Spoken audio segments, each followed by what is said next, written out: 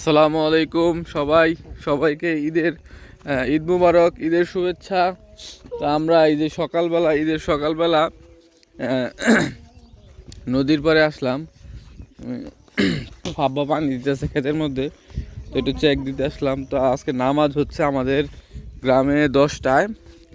তো আমরা এই যে মাত্র ঘুমের থেকে উঠলাম সকালবেলা, এই যে নিমের ডাল দিয়ে দাঁত মাজতেছি। এই যে নিমের ডাল, হ্যাঁ। এখন দেখাই কই পানি দেওয়া হবে আপনাদের কাছকে। চলেন আগাই।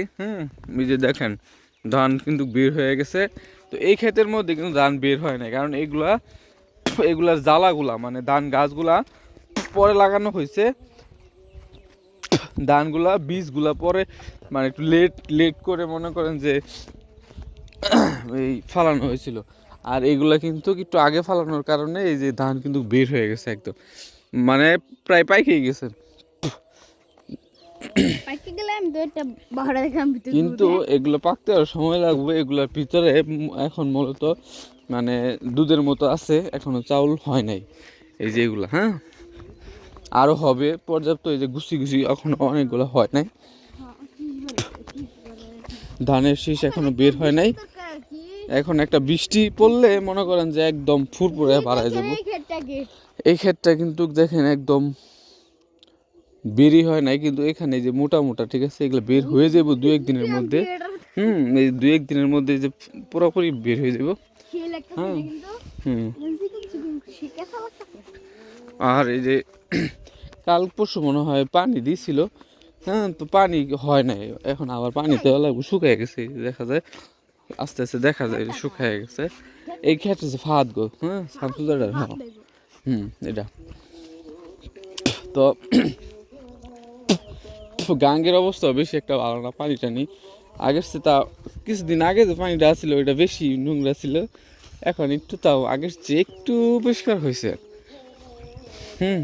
এই যে সকালবেলা নিমের ডাল নিয়ে বের হয়েছি, আর ক্ষেতটা একটু দেখতে আসছি।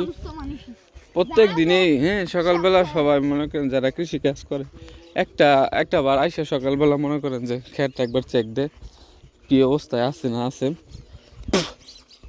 চেক দিতে হয়। কারণ গ্রামের মানুষরা একটু বেশি ভালো হয়। কে কোন সময় কার কি করে বসে আসলে জানা যায় না, বোঝা যায় না, হ্যাঁ, মুশকিল। আর একজন আরেকজনের লোক মোটামুটি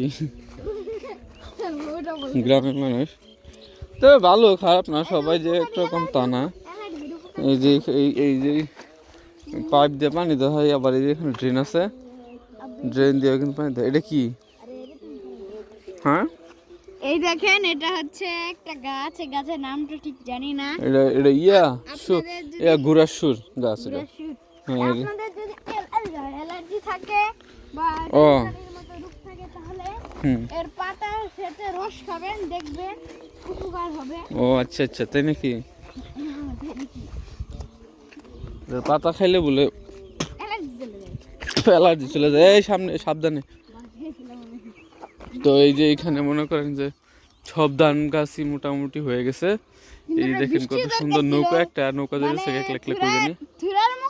একটা বৃষ্টি পড়লে মনে করেন যে একটা অস্থির একটা ব্যাপার স্যাপার হইতো। এখন মনে করেন এই যে পানি আজকে মনে দেওয়া হইব, প্রচুর পানি দেওয়া হইব।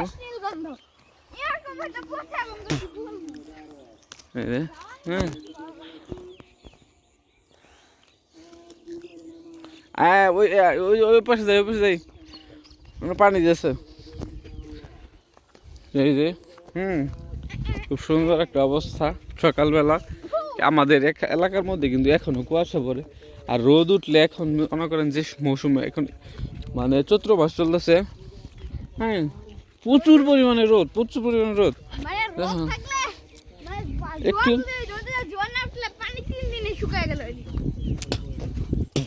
একটু পরে মনে করেন যে রোদ উঠবো, রোদ উঠলে মানে বিশাল একটা গরম, অনেক গরম লাগে। এই দেখেন একটা পাখি এসেছে, এই পাখির নাম জানি কি?